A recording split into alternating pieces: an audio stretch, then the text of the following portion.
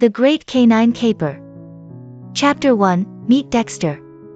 Dexter was not your average dog.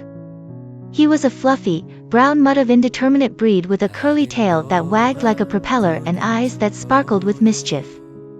His official breed designation, according to the vet, was Good Boy, though his human family, the Hendersons, preferred to call him a walking disaster. At 3 years old, Dexter had already earned a notorious reputation in the sleepy town of Maplewood. He had single-handedly terrorized the neighborhood squirrels, reduced countless pairs of shoes to confetti, and once managed to sneak into the local bakery, where he consumed an entire display of blueberry muffins before being dragged out by an exasperated baker. Dexter's owner, Mr. Henderson, loved him dearly but often found himself apologizing to the neighbors for Dexter's antics. Mrs. Henderson, on the other hand, was convinced that Dexter was secretly a genius. She even insisted on teaching him tricks like sit, stay, and play dead, though the last one usually ended with Dexter rolling onto his back and staring expectantly at the ceiling until someone rubbed his belly. But Dexter's greatest talent, his true calling, if you will, was his ability to escape. The Hendersons had fortified their yard like Fort Knox. High fences, reinforced gates, and even a strategically placed gnome army to guard the perimeter did nothing to contain Dexter. No matter how many precautions they took, Dexter always found a way out. He was Houdini in fur, and his escapes were becoming legendary. Chapter 2, The Escape Artist. It was a crisp Saturday morning when the Hendersons decided to enjoy a family breakfast on the patio.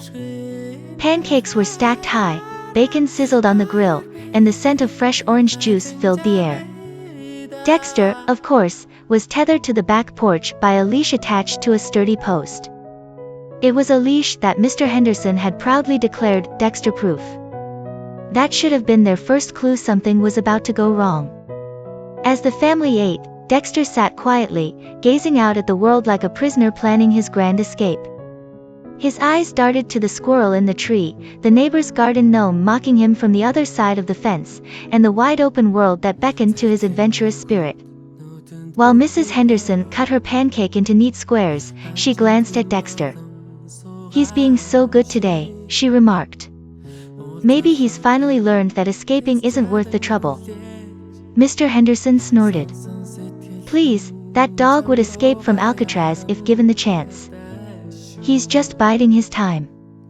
No sooner had the words left his mouth than Dexter sprang into action. With a quick tug and a clever twist, Dexter slipped out of his collar. The family watched in horror as their beloved escape artist bolted across the yard, leaped onto the garden shed, and cleared the fence in one graceful bound. "Dexter!" Mr. Henderson shouted, leaping to his feet. But it was too late. Dexter was already gone, racing down Maplewood Avenue like a furry comet with no intention of stopping. Chapter 3, The Pursuit Begins. The Hendersons scrambled into action. Mr. Henderson grabbed his keys, Mrs. Henderson called out in vain for Dexter to sit from across the street, and their teenage daughter, Emma, stood at the door, already Googling how to track a dog. Dexter, meanwhile, was having the time of his life. The wind rushed through his fur as he sprinted past bewildered neighbors, their Saturday papers rustling in his wake. He darted through the local park, causing a small child to drop their ice cream, and narrowly avoided a collision with a bicyclist who swerved into a bush to avoid him. His nose led the way, guiding him to his first stop, Old Man Jenkins' butcher shop. Dexter had frequented this establishment during his past escapades, lured by the irresistible scent of smoked meats and sausages. This time was no different. As he neared the shop, the delicious aroma wafted toward him, and Dexter's stomach growled in agreement.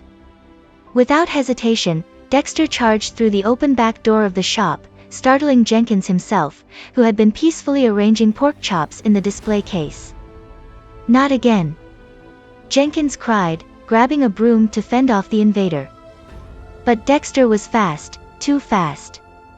He darted behind the counter, snagged a string of sausages in his mouth, and made a hasty exit through the front door, leaving a flabbergasted butcher in his wake. Chapter 4, Chaos in the Market. With his spoils dangling from his mouth, Dexter made his way to the Maplewood Farmers Market. The market, normally a peaceful place where townsfolk browsed for fresh produce and artisanal jams, was about to become a scene of total chaos. As Dexter trotted into the market, sausages swinging like a trophy, heads turned. Some people laughed, others gasped, and a few panicked vendors scrambled to protect their goods.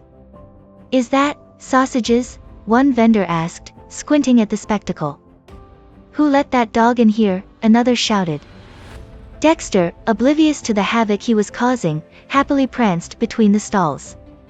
He sniffed a basket of apples, wagged his tail at a woman selling cheese, and helped himself to a loaf of freshly baked bread from the bakery stand. His tail wagged so furiously it knocked over a stack of jars filled with pickles, sending the glass clattering to the ground. "Someone stop that dog," a vendor yelled as Dexter zigzagged through the market, bread in one mouth and sausages in the other. But stopping Dexter was no easy task. Several brave souls attempted to grab him, only to have Dexter slip through their fingers like an eel. Even when Mrs. Henderson arrived, panting and out of breath, holding up a bag of treats and calling Dexter's name, he paid no mind. By now, word had spread throughout Maplewood, Dexter the escape artist was on the loose again, and the town was on high alert. Chapter 5, The Chase Escalates. Mr. Henderson, driving in circles around town with Emma in the passenger seat, finally spotted Dexter in the market, causing mayhem. He slammed on the brakes, and they both jumped out of the car. "There he is," Emma pointed.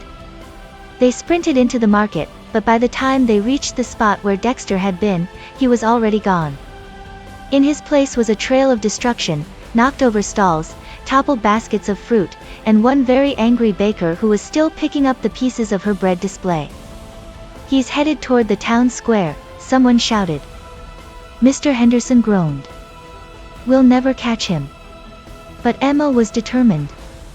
"Wait, Dad," she said, grabbing her phone. "I have an idea." She opened her favorite dog tracking app, one that paired with the GPS chip in Dexter's collar. Unfortunately, Dexter's collar was still attached to the porch post back home. But that didn't deter Emma.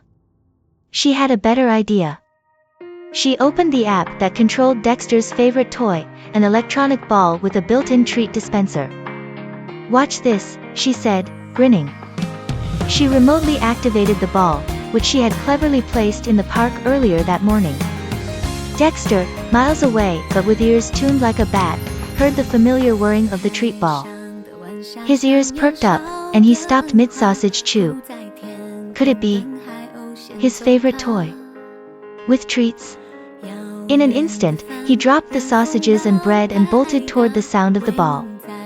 The citizens of Maplewood, baffled, watched as Dexter tore through the market at lightning speed, heading straight for the park.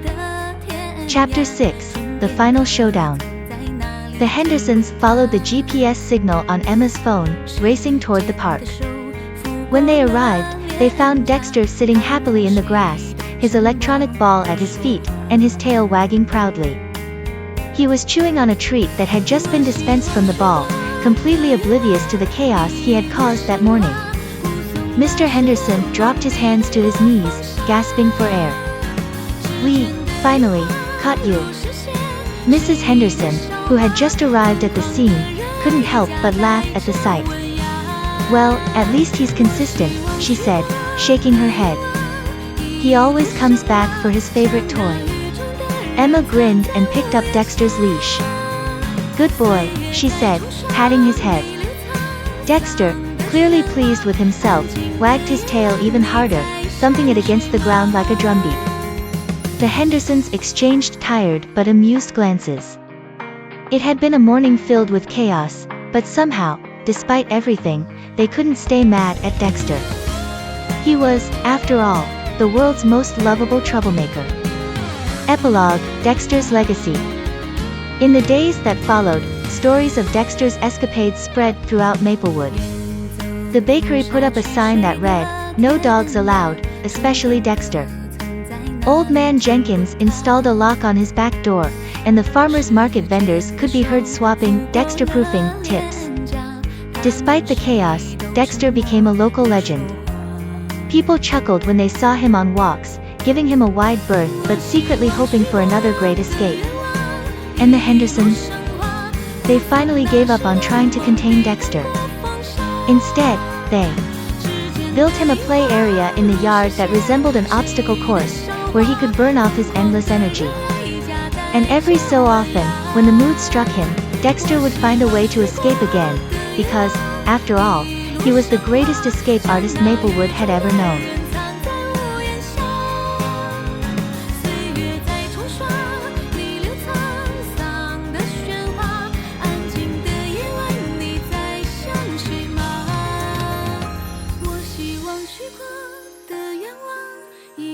生花，护送那时的梦抵挡过风沙。